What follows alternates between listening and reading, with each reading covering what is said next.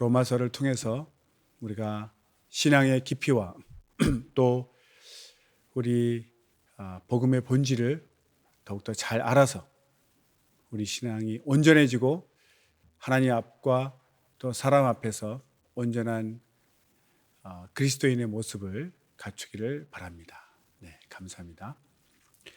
오늘은 로마서 2의 6번째 시간, 소제목은 인간의 타락상, 인간의 타락에 대해서 오늘 본문 내용이 쭉 지금부터 또 1장 그 끝절까지 계속 인간의 타락에 대해서, 타락한 모습에 대해서 나누고 있습니다. 오늘은 18절로 23절, 로마서 1장 18절로 23절까지 나누겠습니다.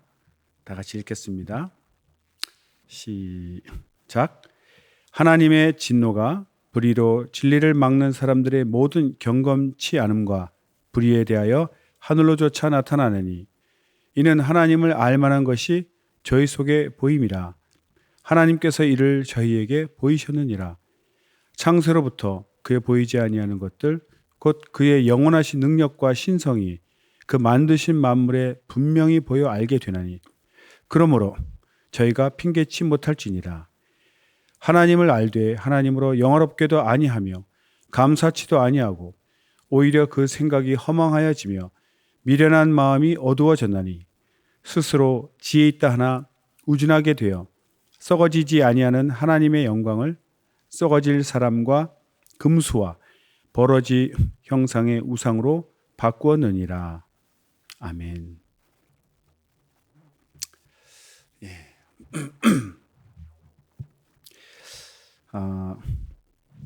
인간의 생각과 지혜가 하나님을 스스로 알 수가 없지요. 그래서 하나님께서 우리에게 하나님 당신을 나타내셨는데 보통 특별 계시, 일반 계시 이런 말을 씁니다. 신학적인 용어인데요.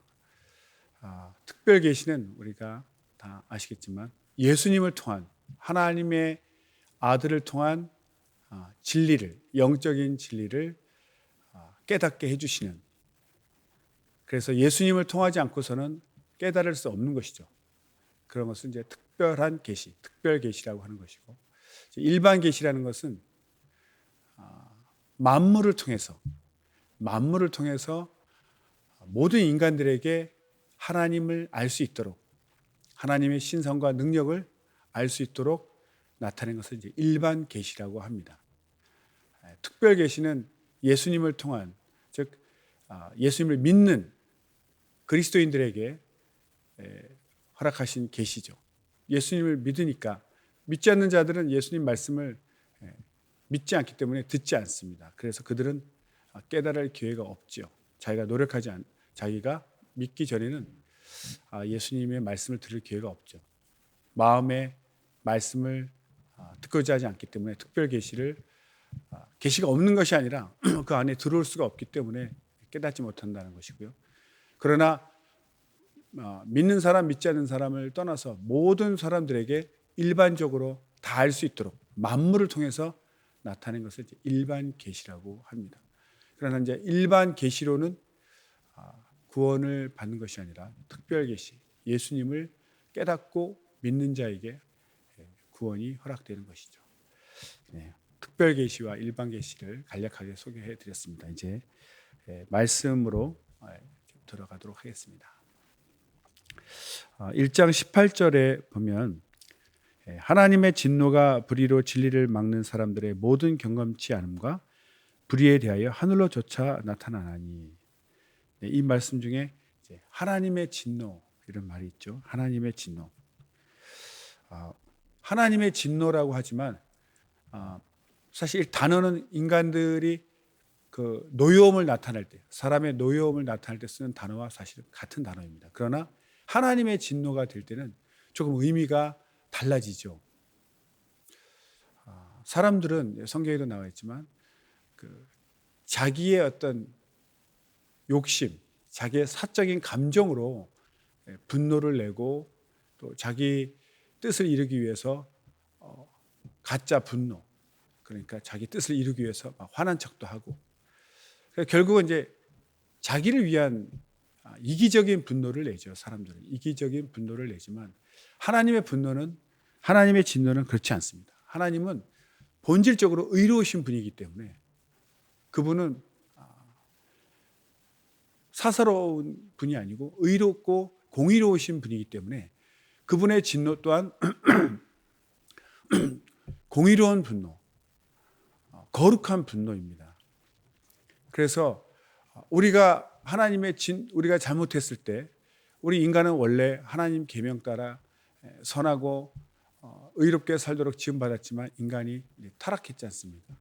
죄로 인해서 타락했는데, 그러나 하나님께서 우리에게 우리의 죄에 대한 형벌로서 진노를 나타내신다 할지라도 그것은 우리를 잘되게 하기 위한 것, 우리를 죄로부터 돌이켜서 거룩한 의로운 삶으로 다시 돌아갈 수 있는 그런 분노이기 때문에 하나님의 진노는 거룩한 진노다, 이렇게 우리가 표현을 합니다.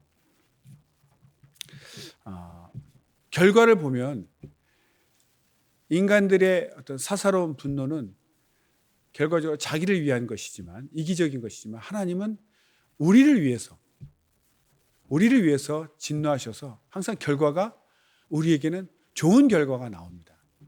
그래서 하나님의 진노, 징계는 우리를 위한 것이고 결국 우리를 회개케 해서 좋은 결과를 낳게 하는 것이죠. 그래서 우리는 거룩한 진노라고 합니다.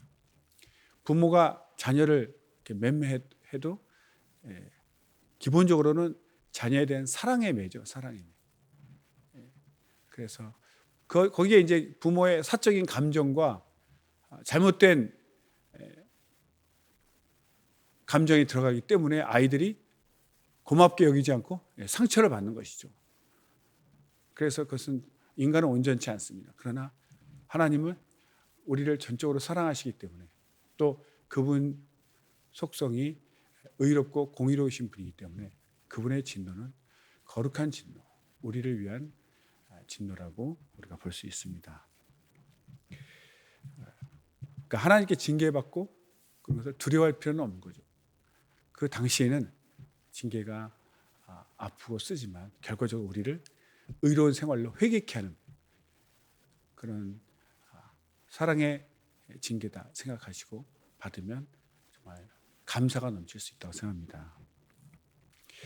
네. 19절에 이는 하나님을 알만한 것이 저희 속에 보임이라. 하나님께서 이를 저에게 보이셨느니라. 이렇게 나와 있습니다. 하나님을 알만한 것을 직역하면, 원어를 직역하면 하나님의 알려진 것, 즉 하나님에 대해서 우리가 이렇게 알게 된 것들이라는 거죠. 하나님이 보여주신 것, 계시된 것이죠. 그것에 대해서 루터는 신학적으로 하나님에 대한 지식이라고 이제 표현을 했습니다. 그래서 알려진 것은 하나님에 대한 계시가 이미 만물 속에 자연스럽게 다 나타나 있다. 일반 계시적인 것을 얘기하는 것이죠. 그래서 하나님을 알만한 것, 이것은 뭐냐면 하나님께서 우리에게 알려주신 것, 그것을 얘기합니다. 그런 것들이 우리가 알 수 있다는 거죠. 하나님이 다 보이셨다는 것입니다. 이 저에게 보이셨느니라고 했는데, 이 단어를 썼는데요. 그 직전에 17절, 18절에 하나님이 나타내셨느니라 이런 말이 있습니다. 18절에도 하늘로조차 나타나나니 이렇게 되어 있고, 17절에도 복음에는 하나님의 의가 나타나서 이런 말이 있죠. 17절에 하나님의 의가 나타나서, 또 18절에 하나님의 진노가 하늘로조차 나타나나니, 여기서 이 나타났다라고 쓰는 이 17절 18절에 나타났다는 것은 원어로 보면은 아포칼립토라는 단어를 씁니다. 이것은 하나님의 어떤 계시를 나타내는 초자연적인 특별 계시를 나타냈다. 이럴 때 그런 의미를 가지고 쓰는 단어입니다. 그런데 이제 지금 읽은 19절에 하나님 알만한 것이 저희 속에 보임이라 하나님께서 이를 저에게 보이셨느니라 이런 단어 있죠. 비슷한 뜻 같지만 이 단어는 이제 파네로라는 단어인데 이것은 시각적으로 확실히 볼 수 있는 그런 일반 계시를 드러내는 단어로 쓰인 겁니다.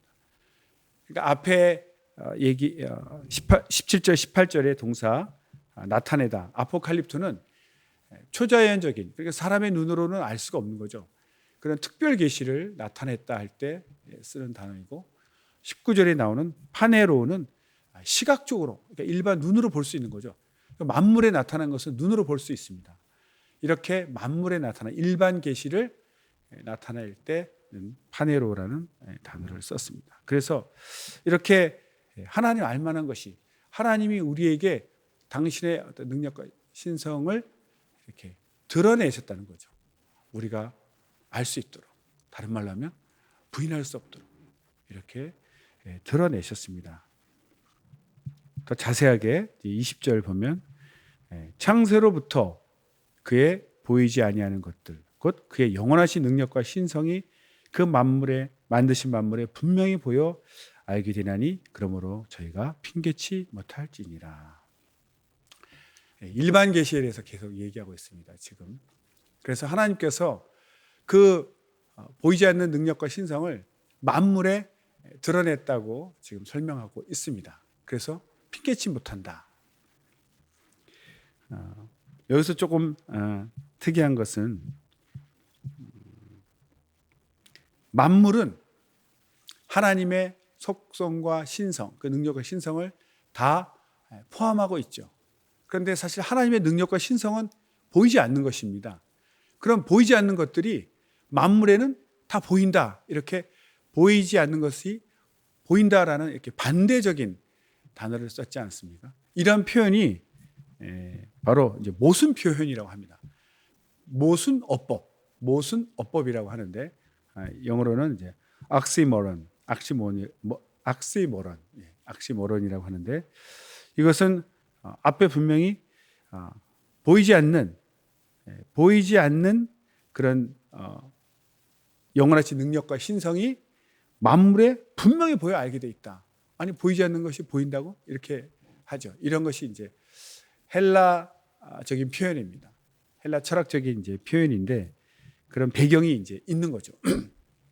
헬라 사람들에게 어떤 설명하기 위해서 그런 어떤 헬라적인 표현들, 그러니까 모순 어법이라고 하죠. 그런 것을 사용한 것입니다.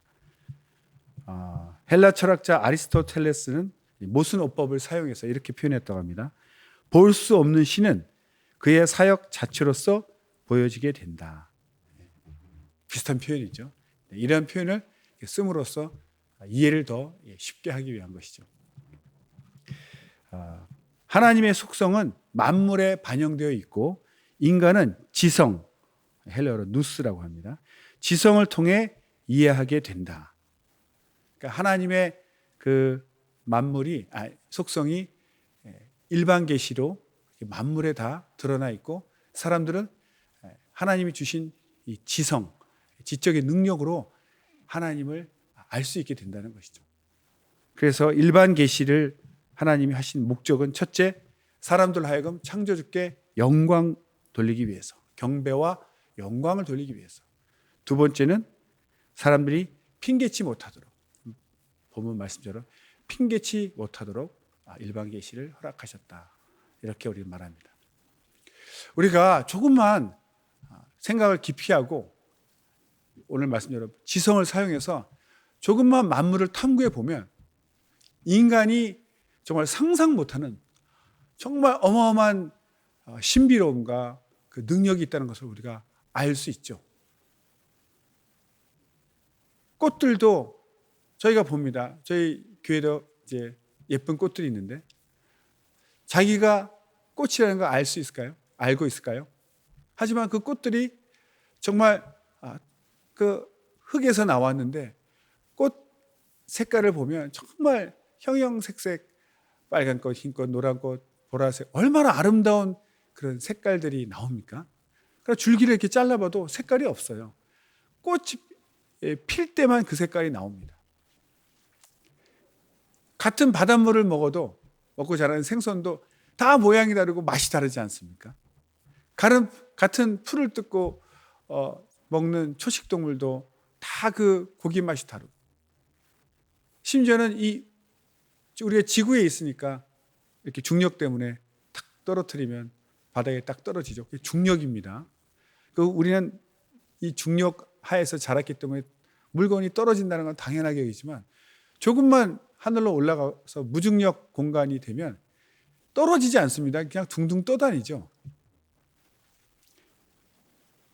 그리고 이 우주를 봐도 이 우주라는 이 거대한 공간에 별들이 있는데 서로 끈도 없고 아무 연결되지도 않았는데 서로의 어떤 중력, 그 만유 인력에 의해서 서로가 이렇게 끌어당기고, 또 회전함으로써 그 원심력, 회전할 때 생기는 바깥으로 나가고자 하는 원심력과 서로가 당기는 그 중력, 이것이 또 이제 구심력이 되겠죠. 그래서 부딪히지 않고 그 많은 별들이 이렇게 서로 운행하고 있습니다. 이것이 하나님의 능력이죠. 사람이 만들 수도 없고 어떤 누구도 그렇게 만들 수 없습니다. 그 규모와 그 크기, 또 그 오묘함과 신비함. 크기는 우주고 작게 들어가면 이 눈에 보이지 않는, 사람 눈으로 도무지 볼 수 없는 이 세포 안에 그 모든, 우리가 밥을 먹으면 그냥 소화돼서 뒤로 나가고, 뭐 이 정도만 알지 어떤 작용에 의해서 에너지가 되고 힘을 쓰고, 우리가 세포 안을 볼 수 없습니다. 눈으로는, 현미경으로 보는 것이죠. 이런 모든 것을 볼 때 이런 것은 하나님의 능력이다, 이렇게 우리가 알 수 있는 거죠. 그런데 일부러 사람이 무시한다는 거예요. 무시. 그런 만물에 나타난 하나님의 신성과 능력을 지성으로 깨달을 수 있는데, 그런데도 이 죄성 때문에 무시하는 거죠. 그래서 하나님 앞에 핑계치 못한다고 이렇게 나와요. 말합니다. 네, 또 21절에 보면 하나님으로 영화롭게 한다는 말이 나오죠. 하나님을 알되 하나님으로 영화롭게도 아니하고 감사치도 아니하고 오히려 그 생각이 허망하여지며 미련한 마음이 어두워졌다. 인간의 죄성 때문에 하나님을 알되 하나님을 영화롭게도 아니한다고 되어 있습니다. 사실 그 영광이라는 것과 뒤에 이제 영화롭게도 아니하고 감사치도 아니하고 이런 말이 나오는데, 이 영화롭게 한다, 영광을 돌린다는 말과 감사한다는 말은 항상 이렇게 짝이 돼서 나타납니다. 우리 인간이 해야 될 일이거든요. 피조물들이 하나님께 돌려야 될 영광입니다. 그래서 영광은 하나님만을 생각하고 하나님께만 돌리는 것이죠. 다른 피조물에게 돌리는 것은 우상 숭배입니다. 그래서 영광이라는 단어는 하나님만 생각하고 하나님께만 경배한다, 이런 뜻이고, 감사는 하나님께서 주신 것이 무엇인가, 하나님께서 우리에게 주신 모든 은혜를 깨달을 때 감사하지 않습니까? 그러니까 영화롭게 한다, 하나님 생각하고 하나님께서 내게 주신 것들에 대해서 감사하고, 즉 영광 돌리고 감사하는 것은 항상 짝을 이루고 우리 피조물들이 이 땅에서 해야 될 본분, 그 본분을 가르쳐 주고 있습니다. 그런데 인간들이 그렇게 하지 않는다는 거죠. 오히려 허망하여지고 마음이 어두워져서 영광 돌리지 아니하고 감사하지 않는다는 것입니다. 22절, 스스로 지혜 있다 하나 우준하게 돼요. 스스로 지혜 있다 하나 우준하게 돼요. 여기서 지혜는 인간들이 말하는 스스로 지혜 있다 하지만 그 인간이 말하는 사람의 지혜죠. 사람의 지혜는 하나님의 지혜가 아니기 때문에 자기 스스로를 지혜롭게 여기는 교만을 나타내는 거죠. 그래서 죄로 오염된 사람의 지혜, 여기서 말하는 지혜는, 그래서 영적 진리에 대해서는 전혀 깨달음이 없는, 영적인 것에 대해서는 관심도 없고 깨달음도 없습니다. 세상적이고 정욕적이고 마귀적인 것이다. 그러니까 위로부터 난 그 성결하고 거룩한 그 하나님의 지혜와는 전혀 반대되는 속성인 거죠. 그런 지혜는 자기를 교만하게 만들기 때문에 하나님에 대해서는 관심이 없습니다. 그러니까 그런 지혜로 스스로 자기가 지혜롭다 얘기한다는 거죠. 그런 것은 자기의 교만을 자랑하고 보아도 보지 못하고 들어도 듣지 못하고 깨닫지 못하는, 그래서 항상 배우지만 진리에 도달하지 못하는 그런 상태를 말합니다. 그래서 성경은 성도들에게 그런 어리석은 자, 미련한 자, 스스로 지혜롭다고 하는 자가 미련한 자거든요. 어리석은 자. 그들과는 사귀지도 말고 떠나라고 합니다. 해를 당하기 때문에. 물론 동화돼서 오염되는 것도 문제지만 또 해를 당하기 때문에 그들과 사귀지도 말고 그들을 떠나라고 되어 있습니다. 그러니까 세상적인 지혜는 교만하고 어리석은 자들이기 때문에 떠나라고 그렇게 얘기하고 있습니다. 다음 23절입니다. 23절.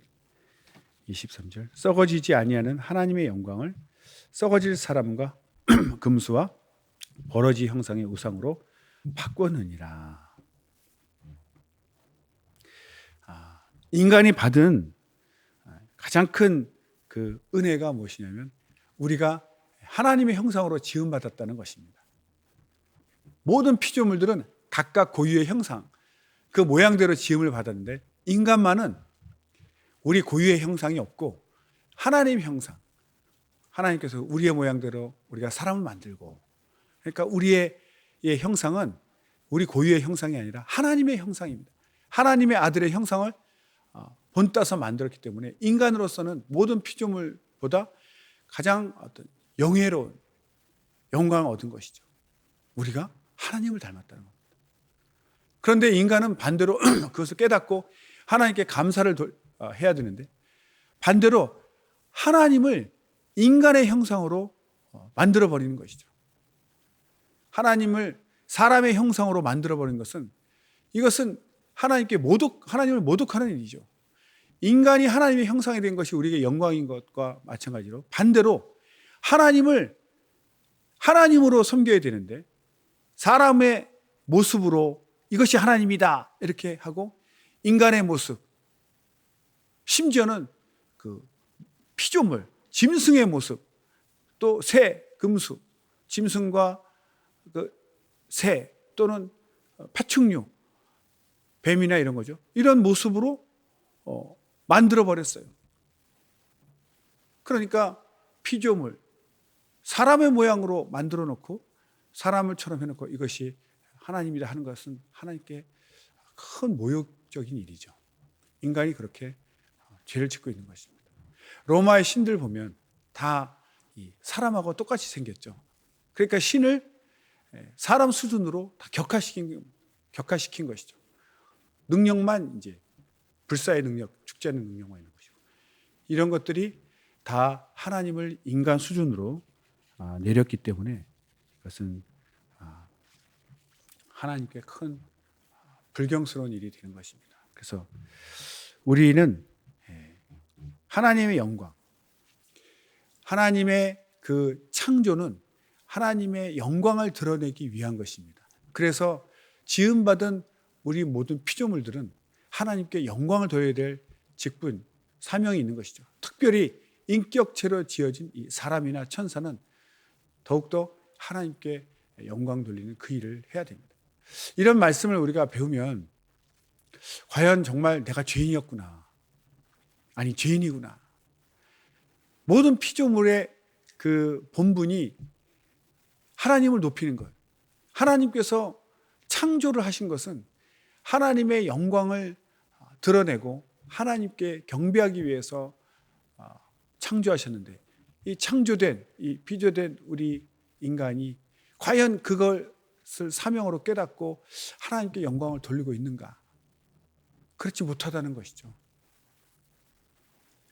그리고 스스로 자신을 오히려 지혜롭게 여기고 자신을 높이고 남보다 자신을 높이려고 하고, 오히려 신이라고는 사람의 모습 또는 이 짐승의 모습으로 하나님을 이렇게 격화시키는 그런 걸 볼 때 우리는 정말 죄인이라는 것을 알 수 있습니다.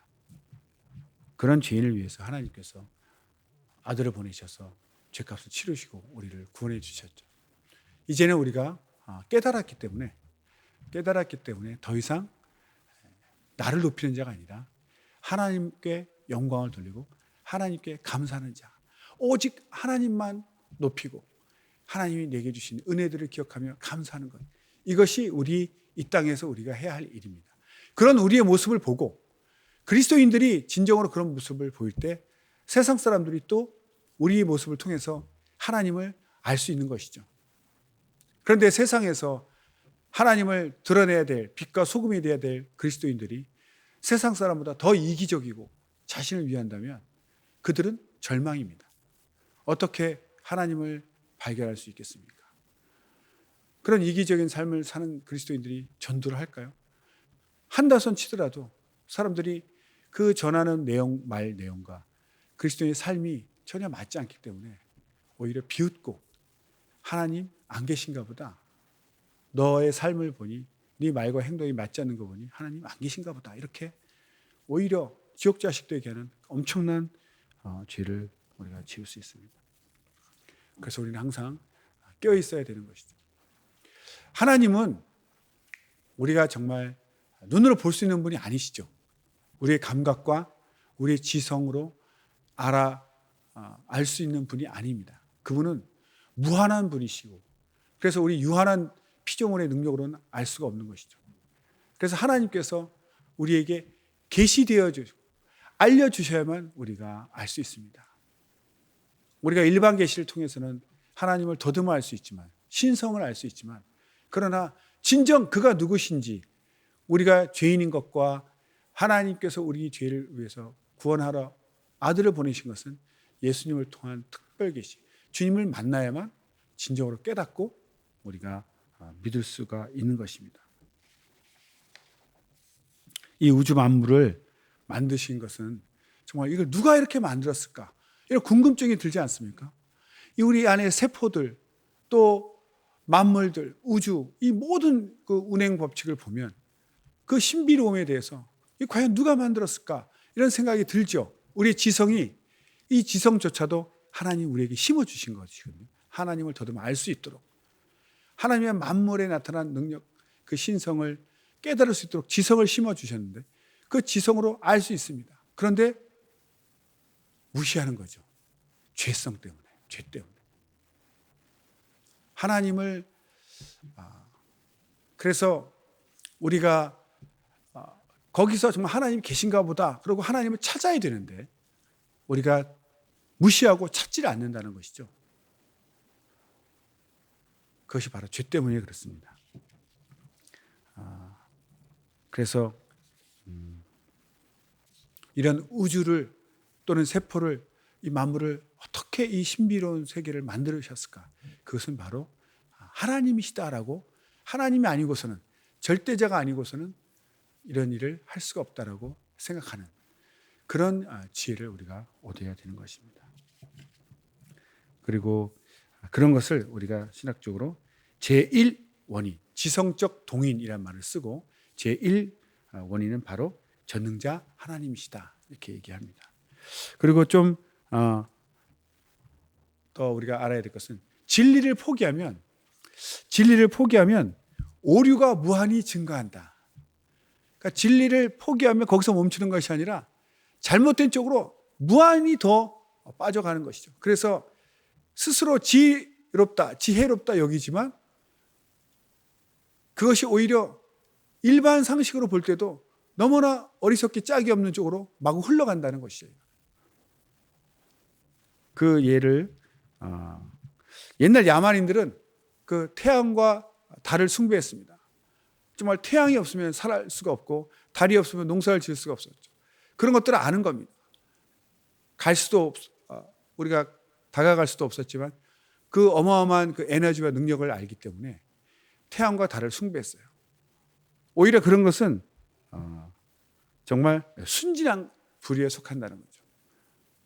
그런데 어찌 보면 유한한 존재로서 정말 그 대단한 능력, 그 에너지를 가진 해와 달을 숭배하는 것은 어찌 보면 그럴 수 있다고 생각할 수 있다는 거죠. 그러나 오히려 지혜롭다고 여기는 문명화된 이집트인들, 애굽 사람들은 황소와 양파를 섬겼답니다. 황소가 뭐길래? 양파가 뭐길래? 예. 물론 황소가 농사하는 데 꼭 필요하지만 해와 달에 비교하면 아무것도 아니죠. 그런데도 황소와 양파를 숭배했다고 합니다. 또 지혜롭다고 여기는, 스스로 지혜롭다고 여기는 히라비인들, 헬라 사람들은 질병과 인간의 고난을 또 숭배했다고 합니다. 질병과 인간의 고난을 숭배했다고. 또 최고의 문명을 자랑한다는, 문명하면 또 로마인인데, 이 로마 사람들은 복수의 신, 유일신도 아니고 사람처럼 생긴 그 많은 신들을 섬겼다고 나옵니다. 오늘날에도 미개하다고 하는 아메리카 인디안들은 천둥을 숭배한다고 합니다. 천둥 무섭죠, 그 에너지가.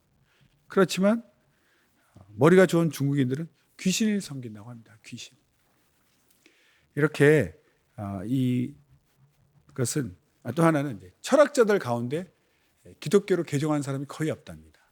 철학자라는 것은 스스로가 자기가 지혜롭다고 여기는 자들이죠.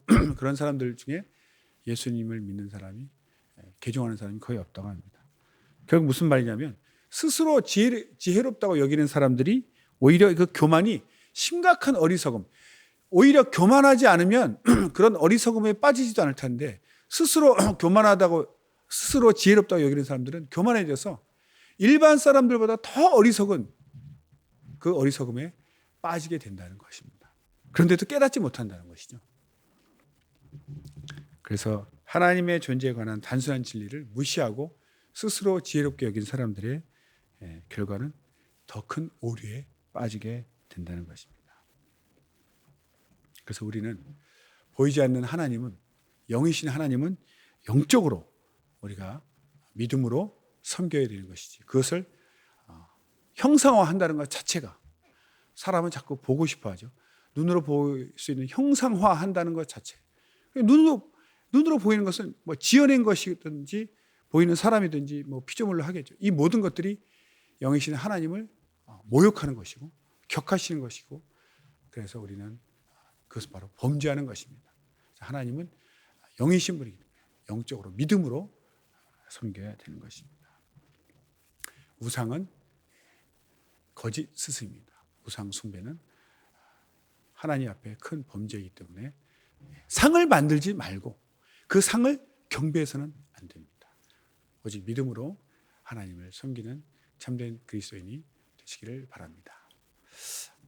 오늘은 여기까지 하겠습니다. 감사합니다. 기도하겠습니다.